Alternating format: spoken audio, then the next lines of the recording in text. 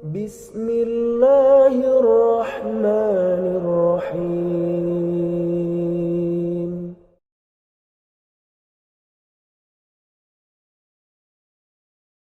Dan juga mendengar istilah puasa di bulan Ramadan yang terbenak dalam diri kita bahwasanya bulan ini adalah bulan yang suci. Bulan ini adalah bulan yang mulia. Apabila kita melaksanakan amalan di dalamnya, amalan kita akan dilipat gandakan oleh Allah Subhanahu wa taala. Begitu juga ketika kita berpuasa. Puasa kita di bulan Ramadan dimasukkan oleh Allah Subhanahu wa taala ke salah satu rukun dari rukun Islam. Banyak hadis Rasulullah Shallallahu alaihi wasallam yang menjelaskan akan hal ini. Di antaranya adalah kata Rasulullah Shallallahu alaihi wasallam, "Buniyal Islamu ala khamsin." Islam ini dibangun di atas 5 perkara. Rasulullah Shallallahu alaihi wasallam menyebutkan di antaranya adalah puasa di bulan Ramadan. Kemudian jemaah sekalian yang mudah-mudahan dirahmati oleh Allah Subhanahu wa taala, ketika Rasulullah Shallallahu alaihi wasallam ditanya oleh malaikat Jibril, "Mal Islam?" Apa itu Islam? Kata Rasulullah Shallallahu alaihi wasallam, "Al-Islamu an tashhada an la ilaha illallah wa anna Muhammadar Rasulullah." Islam adalah engkau bersyahadat mengucapkan tidak ada ilah yang hak selain Allah Subhanahu wa taala dan Nabi Muhammad adalah utusan Allah Subhanahu wa taala. Kemudian Rasulullah Shallallahu alaihi wasallam menyebutkan berikutnya adalah puasa di bulan Ramadan. Allah Subhanahu wa taala memasukkan puasa di bulan Ramadan ini rukun daripada rukun Islam.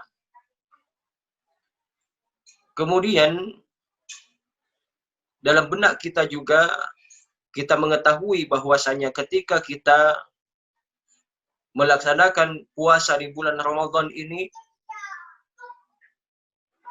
atau kita melaksanakan amalan di bulan Ramadan ini akan diberi oleh Allah Subhanahu wa taala pahala yang sangat banyak sekali, dilipat gandakan oleh Allah Subhanahu wa taala. Di antaranya dikatakan bahwasanya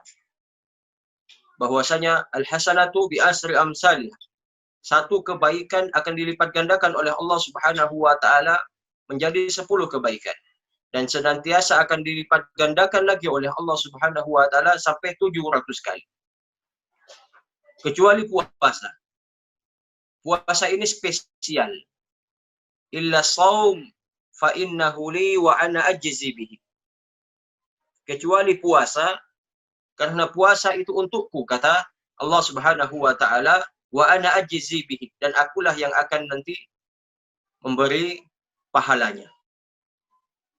Jemaah sekalian yang mudah-mudahan dirahmati Allah Subhanahu wa taala, para ulama menjelaskan apa maksud daripada hadis ini. Kenapa Allah Subhanahu wa taala merahasiakan pahala bagi orang yang berpuasa?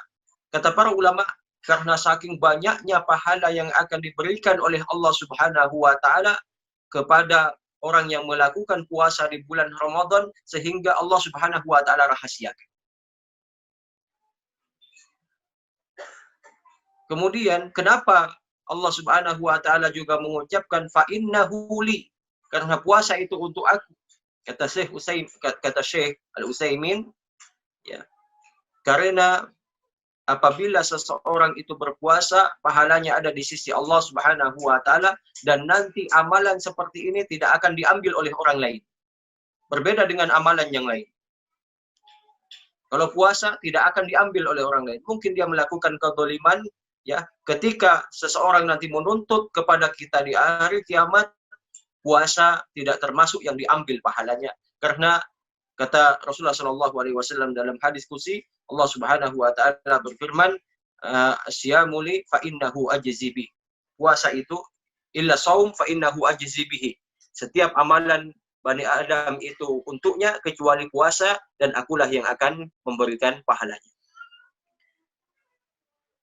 Jemaah sekalian yang mudah-mudahan dirahmati Allah Subhanahu wa taala. Kemudian Allah Subhanahu wa taala bukan hanya memberikan pahala kepada kita, namun Allah Subhanahu wa taala menghapus dosa kita. Ketika kita melaksanakan puasa, ketika kita qiyamul lail atau salat tarawih, Allah Subhanahu wa taala akan mengampuni dosa kita. Ini dua bekal yang akan menjadikan mulus kita perjalanannya menuju Allah Subhanahu wa taala.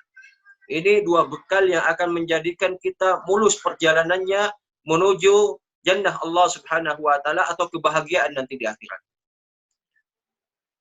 Kata Rasulullah sallallahu alaihi wasallam, "Man shoma Ramadhana imanan wahtisaban ghufira lahu ma taqaddama min dhanbi." Barang siapa yang berpuasa di bulan Ramadan dengan penuh keimanan dan harapan kepada Allah Subhanahu wa taala, Allah Subhanahu wa taala akan ampuni dosa-dosa sebelumnya. Begitu juga ketika kita melaksanakan puasa, ketika kita melaksanakan qiyamul lail atau salat tarawih. Kata Rasulullah sallallahu alaihi wasallam, "Man qama Ramadhana imanan wahtisaban ghufira lahu ma taqaddama min dhanbi." Barang siapa yang salat malam atau qiyamul lail atau salat tarawih ya, di malam bulan Ramadan, maka Allah Subhanahu wa taala akan menghapus juga dosanya yang telah lalu. Dua hal inilah yang akan menjadikan kita bekal untuk memasuki jannah Allah Subhanahu wa taala. Pahala banyak, dosa kita diampuni oleh Allah Subhanahu wa taala. Namun jemaah sekalian yang mudah-mudahan dirahmati Allah Subhanahu wa taala, kalau kita perhatikan banyak sekali kaum muslimin meremehkan akan hal ini. Sehingga kesempatan emas yang telah diberikan kepada kita, dibentangkan kepada kita, kita lalui begitu saja.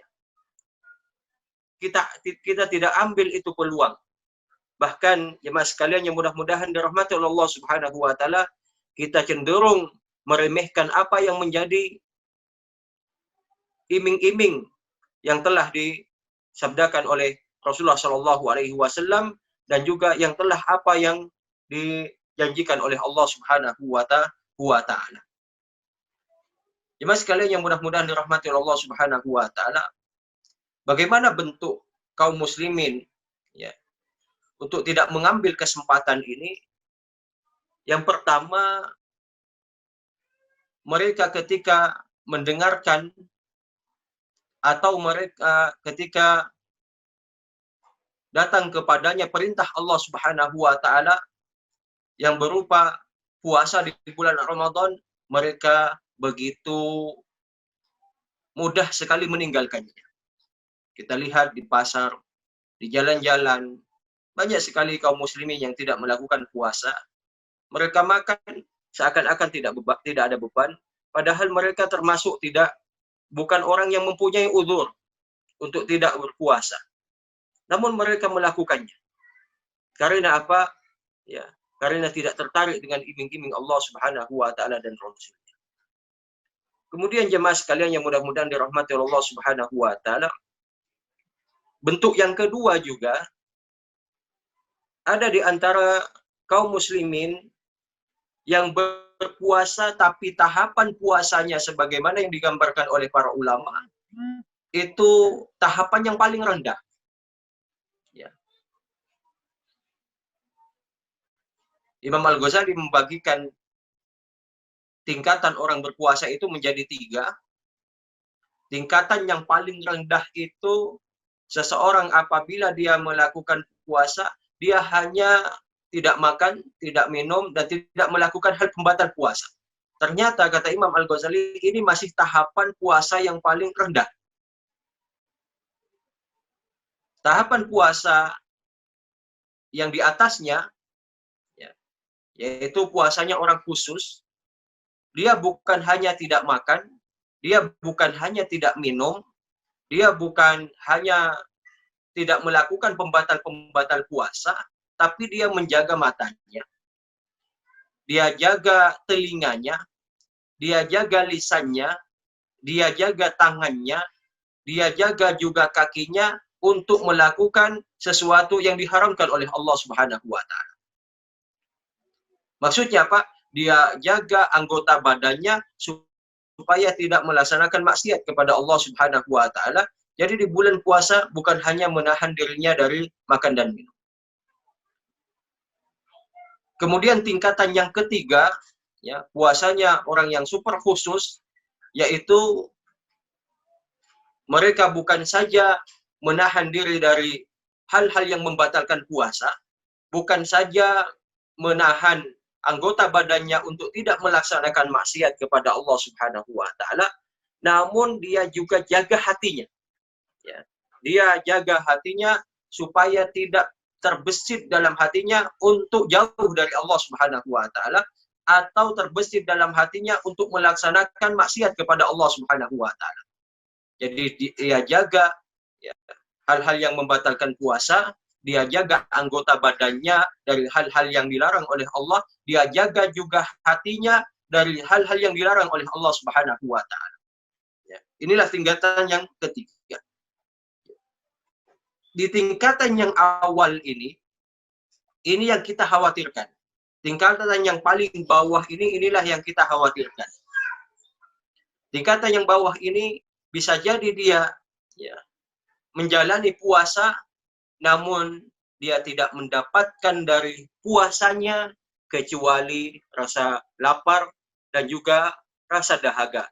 Kata Rasulullah Shallallahu Alaihi Wasallam, "Rubba shaimin hadduhu min siyamihi illal ju' wal atas. Rubba qaimin hadduhu min qiyamihi illa sahar." Atau dalam hadis yang lain kata Rasulullah Shallallahu Alaihi Wasallam, "Rubba shaimin laisa lahu min siyamihi illal ju' wal atas. Wa rubba qaimin laisa lahu min qiyamihi illa sahar." Kata Rasulullah Shallallahu Alaihi Wasallam, berapa banyak di antara manusia itu, ya, yang mereka yang berpuasa itu, tapi mereka tidak mendapatkan apa-apa dari puasanya kecuali rasa lapar dan rasa dahaga saja. Kemudian berapa banyak kata Rasulullah Shallallahu Alaihi Wasallam dari orang yang qiyamul lail itu, dari orang yang salat tarawih itu, dia tidak mendapatkan apa-apa dari salat tarawihnya kecuali hanya begadang saja. Jemaah sekalian yang mudah-mudahan dirahmati Allah Subhanahu wa taala, inilah yang kita khawatirkan. Ya. Peluang emas yang telah ada di depan kita, ya, yang mana kita ingin mendapatkan banyak sekali pahala di bulan Ramadan, kemudian, ya, kita pingin amalan kita dilipat gandakan oleh Allah Subhanahu wa taala, kita pingin dosa-dosa kita diampuni oleh Allah Subhanahu wa taala, ternyata itu tidak kita dapatkan. Ya. Tidak kita dapatkan karena kita melalaikan perintah Allah Subhanahu wa taala, atau kita melakukannya tapi juga kita aktif dalam melaksanakan maksiat kepada Allah Subhanahu wa taala. Jemaah sekalian yang mudah-mudahan dirahmati Allah Subhanahu wa taala, perlu kita ketahui bahwasanya Allah Subhanahu wa taala memberikan kepada kita perintah, di antaranya adalah perintah untuk berpuasa ini supaya apa? Ya, supaya di dalamnya ada tujuan. Ya. Supaya kita ada perubahan dalam diri kita. Perubahan apa yang, ya, diinginkan oleh Allah Subhanahu wa taala dalam diri kita? Setidaknya jemaah sekalian yang mudah-mudahan dirahmati Allah Subhanahu wa taala, ada 3 perubahan. Karena Islam ini bukan hanya teori, Islam ini bukan hanya agama teori, tapi Islam ini adalah agama praktek. Bagaimana supaya puasa kita ini tidak sia-sia? Mari kita renungkan. Apa sih sebenarnya tujuan Allah Subhanahu wa taala, ya, mewajibkan kepada kita puasa di bulan Ramadan ini, atau ketaatan-ketaatan yang lain di bulan Ramadan ini?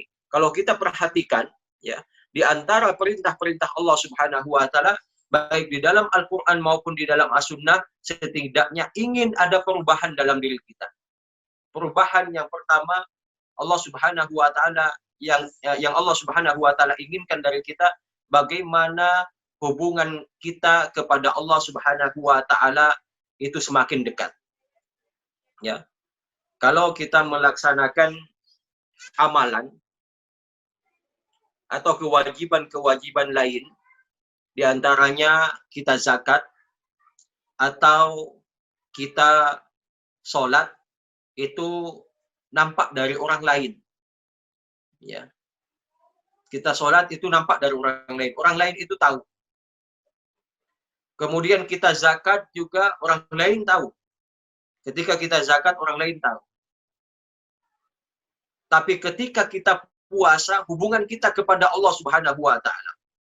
Allah Subhanahu wa taala ingin mengetes kejujuran kita.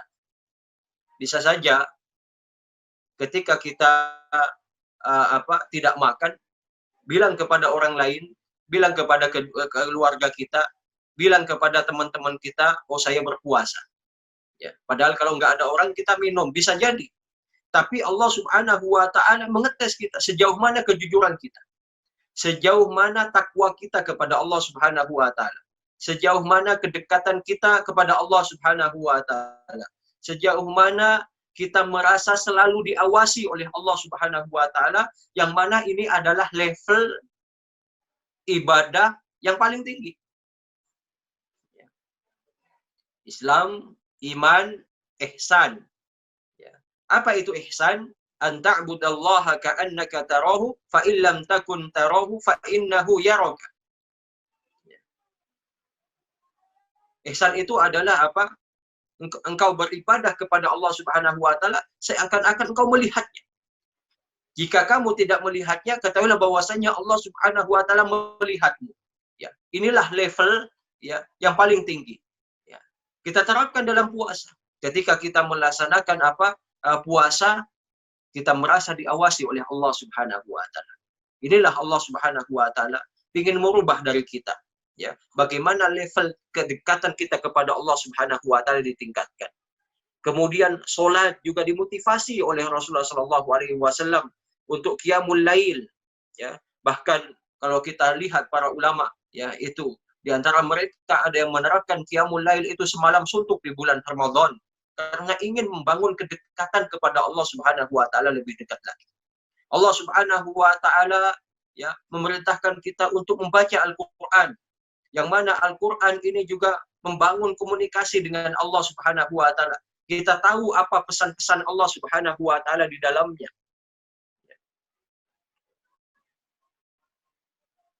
Jemaah sekalian yang mudah-mudahan dirahmati Allah Subhanahu wa taala. Ya. Di bulan Ramadan kita juga disuruh banyak untuk berzikir. Disuruh banyak untuk berdoa. Bahkan Allah Subhanahu wa taala spesial memberikan peluang kepada kita 3 waktu ketika kita berada di bulan Ramadan setiap harinya untuk diijabahnya sebuah doa. Kalau kita lihat ya, ketika kita pergi ke tanah suci, baik itu di Masjidil Haram maupun di Masjid Nabawi, kita lihat bagaimana orang berbondong-bondong ya, berebut untuk mendapatkan tempat yang istijabah. Di Raudhah kita lihat ya bagaimana orang berjubel untuk mendapatkan tempat. Ya, di situ mereka mengharapkan agar doanya diterima oleh Allah Subhanahu wa taala, karena sesuai dengan janji Rasulullah sallallahu alaihi wasallam, tempat itu adalah tempat mustajab. Ketika kita ke Masjidil Haram, kita lihat bagaimana orang merebut multazam. Kemudian orang merebut untuk masuk ke Hijr Ismail. Kemudian berdoa di bawah talang emas. Karena ingin doanya diterima oleh Allah Subhanahu wa taala, diijabah oleh Allah Subhanahu wa taala. Terkhusus di bulan Ramadan ini, Allah Subhanahu wa taala memberikan 3 waktu mustajab. Di antaranya ketika kita sahur, manfaatkan kita berdoa kepada Allah Subhanahu wa taala. Ketika kita berpuasa, ya, dari sejak terbitnya matahari sampai terbenamnya matahari, ketika kita berdoa diijabah oleh Allah Subhanahu wa taala. Kemudian ketika kita berbuka puasa, ketika kita berdoa akan diijabah oleh Allah Subhanahu wa taala. Allah Subhanahu wa taala memberikan kesempatan supaya apa? Ya, supaya ya kita semakin dekat kepada Allah, kita semakin mengharap kepada Allah Subhanahu wa taala. Kita juga diperintahkan untuk memperbanyak zikir, terkhusus di bulan Ramadan ini, supaya apa? Supaya kedekatan kita kepada Allah Subhanahu wa taala semakin dekat. Inilah apa poin yang pertama. Allah Subhanahu wa taala ingin ada perubahan dalam diri kita. Di antaranya adalah perubahan apa? Perubahan kedekatan kita kepada Allah Subhanahu wa taala. Kemudian, jemaah sekalian yang mudah-mudahan dirahmati oleh Allah Subhanahu wa taala, yang kedua, apa yang diinginkan oleh Allah Subhanahu wa taala di bulan Ramadan ini, perubahan dalam diri kita, bagaimana hubungan kita kepada sesama atau hubungan kita kepada ya saudara-saudara kita, terkhusus kaum muslimin, itu lebih baik lagi. Allah Subhanahu wa taala Allah Subhanahu wa taala ingin kita perhatian kepada sesama. Makanya dimotivasi oleh Rasulullah Shallallahu alaihi wasallam untuk bersedekah, ya, dan dijadikan sedekah itu adalah amalan yang terbaik. Afdhalus shadaqah shadaqatun fi Ramadan. Seutama-utama sedekah adalah ketika kita sedekah di bulan Ramadan. Kemudian kita juga dimotivasi oleh Rasulullah Shallallahu alaihi wasallam untuk memberi buka puasa kepada orang yang berpuasa. Kata Rasulullah Shallallahu alaihi wasallam, ia akan mendapatkan pahala puasanya tanpa dikurangi. Apa maksud Allah Subhanahu wa taala dan Rasulnya mensyariatkan hal ini? Supaya kita perhatian kepada orang lain. Kemudian kita juga diwajibkan, ya, di akhir Ramadan untuk menunaikan zakat yang bernama zakat fitri. Apa tujuannya? Supaya kita perhatian kepada orang lain. Bahkan ini diwajibkan oleh Allah Subhanahu wa taala. Kemudian orang yang tidak tahan untuk berpuasa, orang tua atau orang yang hamil atau orang menyusui, di sebagian pendapat disuruh untuk membayar fidyah. Ya. Membayar fidyah untuk siapa? Ya, untuk orang lain. Ya. Dikasihkan kepada orang yang kepada kaum muslimin yang lain. Di sini tujuannya untuk membangun kedekatan kita kepada sesama manusia. Kemudian, jemaah sekalian yang mudah-mudahan dirahmati Allah Subhanahu wa taala, yang ketiga, Allah Subhanahu wa taala ingin ada perubahan dalam diri kita ketika diperintahkan untuk berpuasa. Allah Subhanahu wa taala menginginkan perubahan dalam kesehatan. Ya, di mana ketika kita banyak makan disuruh stop oleh Allah Subhanahu wa taala, terkhusus di siang hari. Ya, kita disuruh tidak makan, ya, makanan apapun yang memasuki tenggorokan kita oleh Allah Subhanahu wa taala, supaya supaya ada perubahan dalam diri kita. Ada hadis Rasulullah Shallallahu alaihi wasallam, ya. Kata Rasulullah Shallallahu alaihi wasallam, sumu tahsihu. Ya. Berpuasalah kalian, niscaya kalian akan sehat. Akan tetapi hadis ini dinilai oleh ulama ini hadis yang dhaif, hadis yang lemah. Tapi meskipun ini adalah hadis yang lemah, ya, tidak ada seorang dokter pun yang membantah akan hal ini. Ya, bahkan di antara mereka banyak yang memberikan penelitian, ya, atau hasil dari penelitiannya bahwasanya orang yang berpuasa akan semakin sehat. Jemaah sekalian yang mudah-mudahan dirahmati Allah Subhanahu wa taala. Kemudian perubahan apa lagi yang Allah Subhanahu wa taala inginkan dari kita? Allah Subhanahu wa taala ingin kita berubah dari segi keilmuan. Allah Subhanahu wa taala ingin memberikan pelajaran kepada kita bahwasanya di dalam Islam ini, ya, segala sesuatunya dibangun di atas ilmu. Makanya Imam Al-Bukhari, ya, memasukkan bab al-ilmu qabla qaulin wa amal. Ya, ilmu itu ya, sebelum ucapan dan perbuatan. Ya, supaya apa? Supaya dalam beramal kita harus berilmu. Ya, kita dalam sahur saja. Ya, itu banyak hukum yang harus kita pelajari. Kata Rasulullah Shallallahu Alaihi Wasallam, ya, tasahharu fa inna fis sahur barakah. Ya, makan sahurlah karena pada sahur itu ada keberkahan. Kemudian seseorang itu ya dinilai melakukan kebaikan apabila ia mengakhirkan sahurnya. Ini berarti perintah untuk mengakhirkan sahur sebagaimana yang dilakukan oleh Rasulullah Shallallahu Alaihi Wasallam. Ya. Kemudian begitu juga dalam berbuka.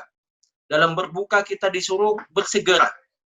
Ketika berbuka kita disundahkan untuk pakai air atau pakai tamar, ya, pakai rutop, ya, kurma basah. Kalau tidak ada kurma kering dan lain sebagainya. Di sini ada ilmu, ya, banyak sekali ilmu. Kemudian dalam berpuasa ada pembatal-pembatal puasa. Supaya apa? Supaya kita puasanya diterima oleh Allah Subhanahu wa Ta'ala. Ini semuanya perubahan dalam segi ilmu. Ya, kita kaum muslimin dituntut ya untuk belajar ya dalam masalah ini. Kalau dalam hal puasa saja banyak hukum, apalagi hal-hal yang lain. Jadi Allah Subhanahu wa Ta'ala ingin kita ya ada perubahan di dalam ya puasa ini. Perubahan dalam kedekatan kita kepada Allah, perubahan kita dalam kedekatannya kepada sesama, perubahan badan kita supaya kita tetap sehat, kemudian perubahan ilmu pengetahuan kita, bagaimana supaya ilmu pengetahuan kita itu selalu meningkat, terutama dalam masalah agama ini. Jemaah sekalian yang mudah-mudahan dirahmati Allah Subhanahu wa Ta'ala, kalau ini ya tujuan ini ada dalam diri kita, kita akan ya benar-benar mendapatkan banyak sekali faedah di dalam melaksanakan puasa ini. Ya, kalau kita maksimalkan ini, kita akan benar-benar mendapatkan ampunan dari Allah Subhanahu wa Ta'ala. Kita akan mendapatkannya itu. Ya, tapi kalau kita ya biarkan kesempatan emas ini, ya, orang puasa kita tidak puasa, atau kita berpuasa tapi kita malas-malasan, ya, kita berpuasa tapi kita tidak sholat, kita berpuasa tapi maksiat jalan terus, ya, maka peluang emas yang ada di depan kita ini tidak akan kita dapatkan. Ini akan sirna, ya. Jemaah sekalian yang mudah-mudahan dirahmati Allah Subhanahu wa Ta'ala, bukankah ya Tolhah itu telah memberikan kisahnya Tolhah itu memberikan motivasi kepada kita bagaimana ketika beliau itu menyaksikan ada dua orang yang sama-sama masuk Islam. Ada dua orang yang sama-sama masuk Islam. Akan tetapi di antara keduanya ini ada salah satu yang paling semangat dalam beribadah kepada Allah Subhanahu wa Ta'ala. Sampai ia ikut membela agama Allah Subhanahu wa Ta'ala dan dia gugur sebagai syuhada. Kemudian yang satunya ini ibadahnya biasa-biasa saja. Ya. Meskipun juga semangat tapi kalah dengan yang pertama. Dan ia tidak termasuk syahid yang bersamaan. Ia meninggal setahun setelahnya.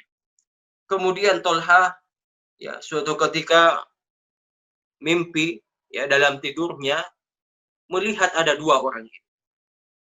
Ketika ada seseorang ya keluar dari surga, kemudian diambillah orang yang terakhir meninggal. Disuruh persilahkan untuk masuk jannah Allah Subhanahu wa Ta'ala. Kemudian kembali lagi orang ini, kemudian diambillah orang yang pertama meninggal, orang yang syahid. Kemudian dimasukkan jannah Allah Subhanahu wa Ta'ala. Ketika diceritakan ini, kagetlah sahabat. Kenapa?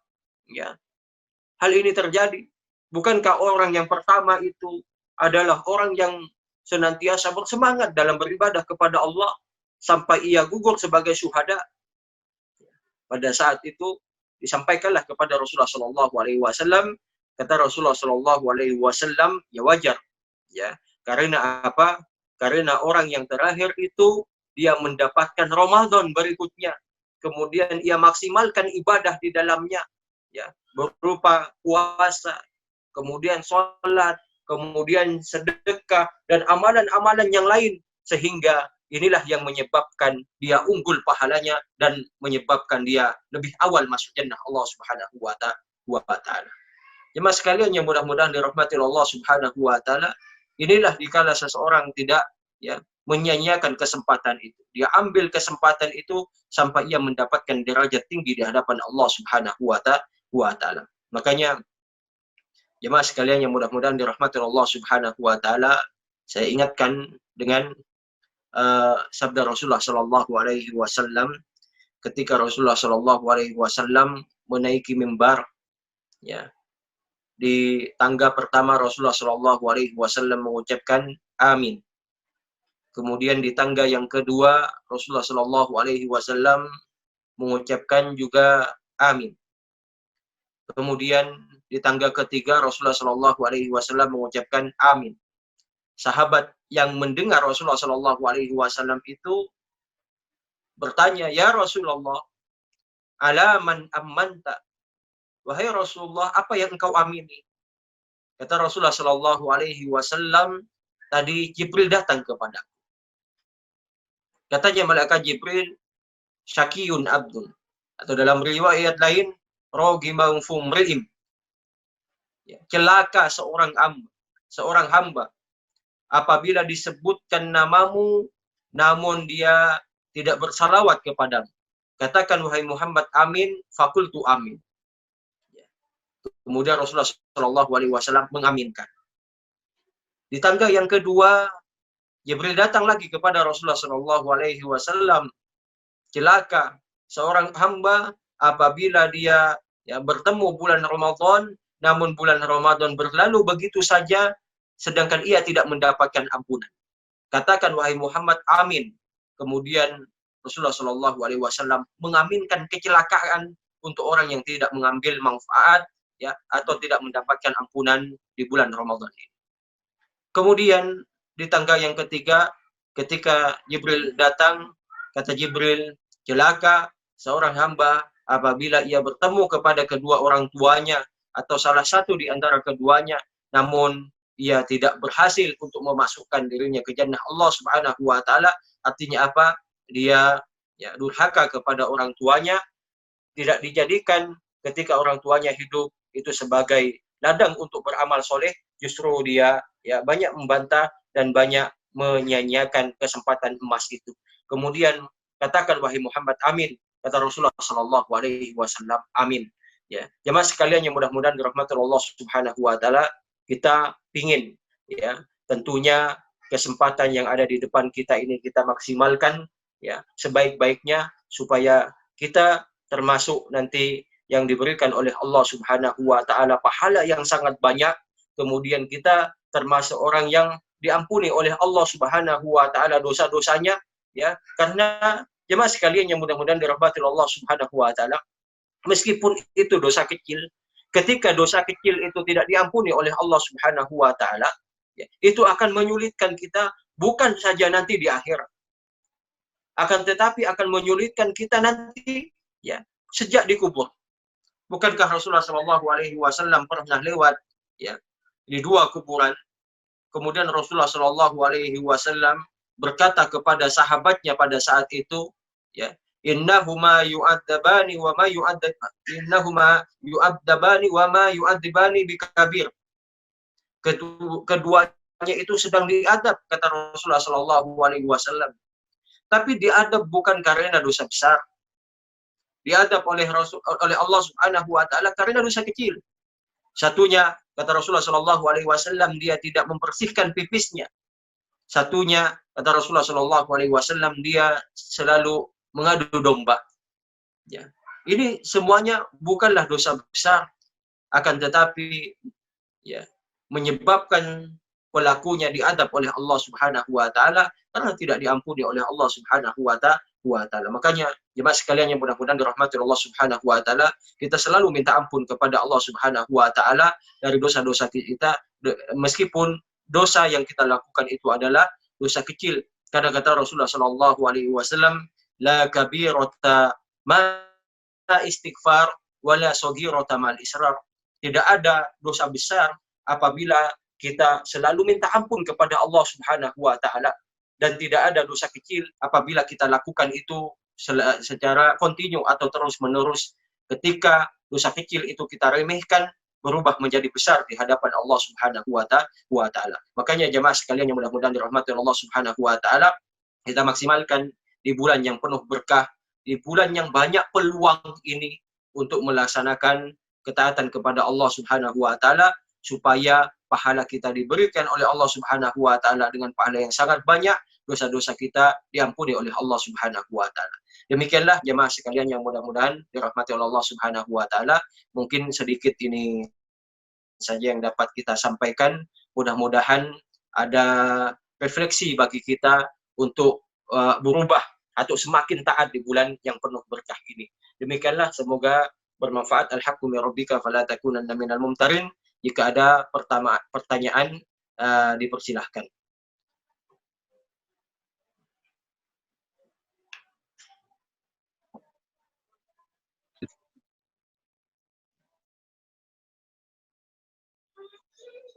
Jazakumullah khairan.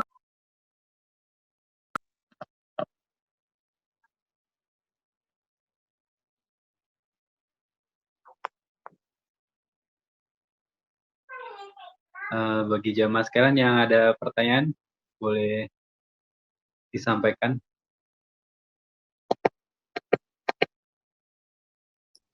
Assalamualaikum Ustaz. Mau tanya Ustaz. Ya, waalaikumsalam. Ya. Ustaz, nanya ini lupa juga saya.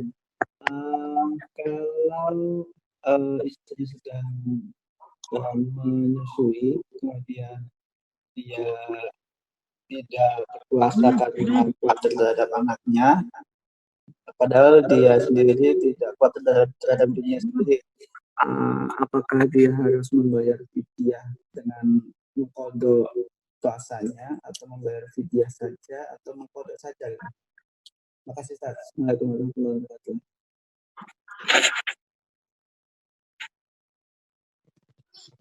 Bisa diperjelas enggak suaranya? Sama tekan TV dulu Ustaz. Suaranya putus-putus Mas Edi.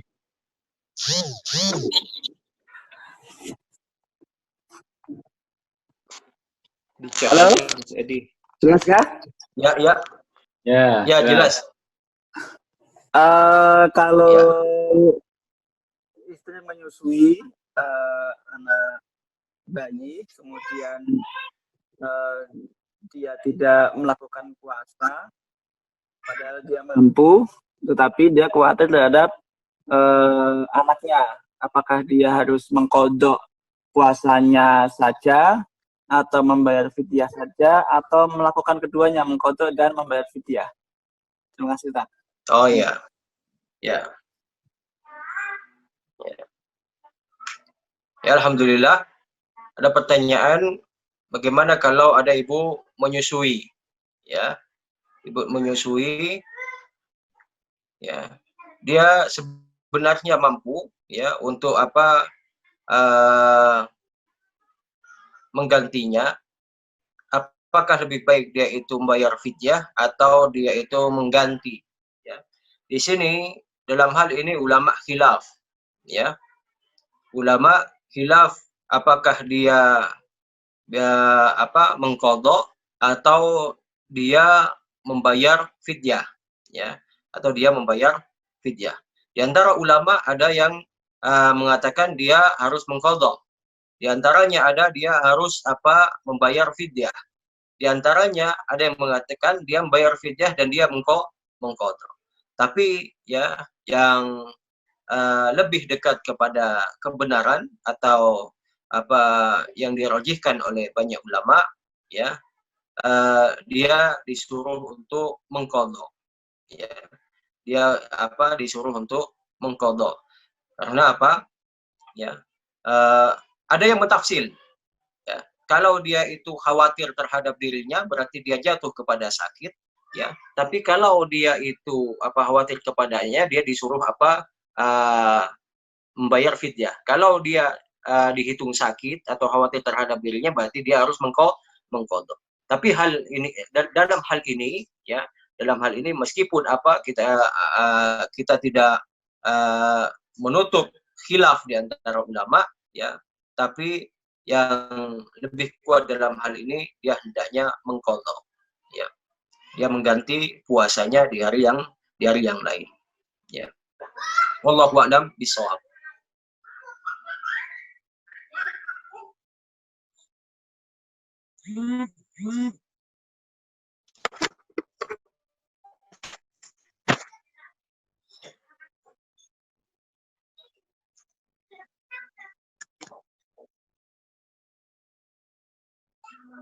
Ada pertanyaan lagi dari via chat, Ustadz. Di mana tadi chatnya ya? Tadi nampak. Oh ya, di sebelah. Saya bacakan aja, Ustadz, ya. Oh ya, dibacakan saja. Bertanya, apakah membayar fidyah bisa diganti dengan memberikan paket sembako untuk tetangga yang kurang mampu di sekitar rumah? Ya. Ustadz, silakan. Ya. Bayar fidyah, mengenai bayar fidyah, apakah bisa dengan paket sembako? Sebenarnya kan disuruh makan, ya, makanan, ya. Ya, disuruh makanan. Ya. Disuruh makanan, ya, dengan lauknya. Ya, tapi kalau ya, kita kasih sembako, itu kita kasih juga lauknya, ya, kepada kepada orang di sekitar kita, ya. Tidak masalah kalau memang kita tidak bisa memberikan yang matang, tapi kalau bisa yang matang, ya, itu lebih baik, sebagaimana yang dilakukan oleh ulama salaf, ya, terdahulu. Mereka memberikan mengundang orang untuk makan atau memberikan makanan, tapi tidak mengapa kalau dia memberinya bentuk sembako tapi dengan lauknya, ya. Ya, dengan lauknya, mungkin dikasih telur atau yang lainnya. Ya. Nah, barakallahu fikum.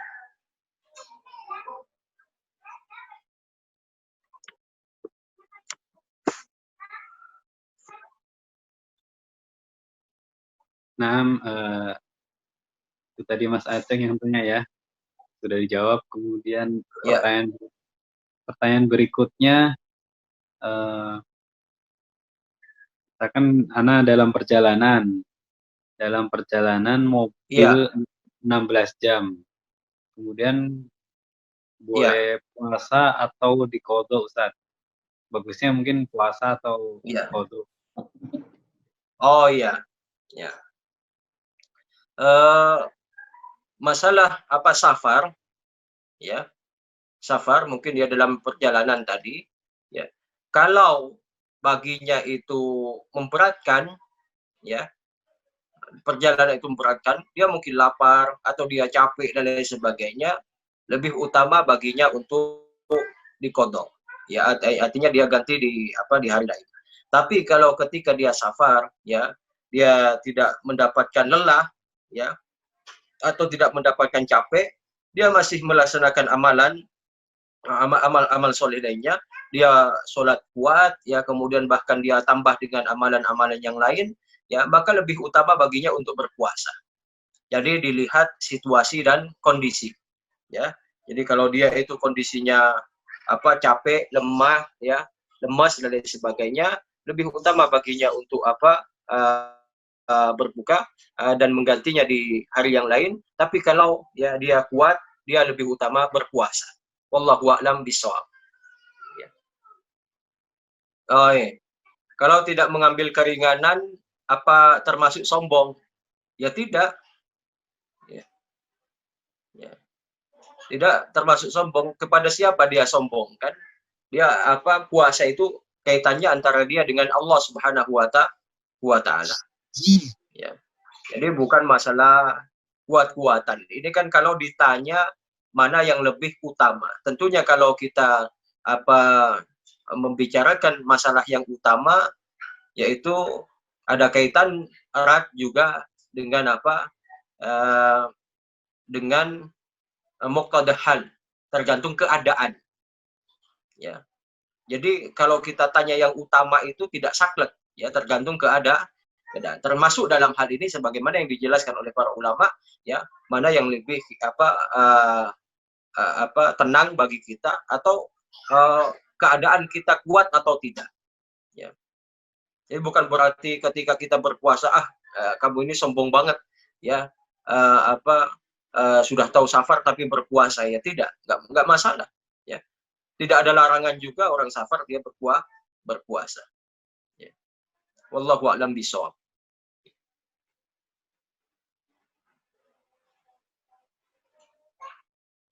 Insya terjawab ya pertanyaannya. Kemungkinan kita cukupkan demikian Ustaz, pertanyaan dari jamaah jam 21.35. Ya.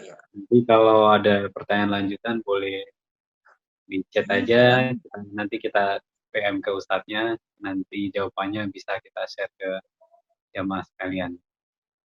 Demikian kita. Nah, insyaallah. Kita tutup kajian malam ini dengan doa kafaratul majelis. Subhanakallahumma wa bihamdika asyhadu an la ilaha illa anta astaghfiruka wa atubu ilaik. Assalamualaikum warahmatullahi wabarakatuh. Waalaikumsalam warahmatullahi wabarakatuh. Waalaikumsalam.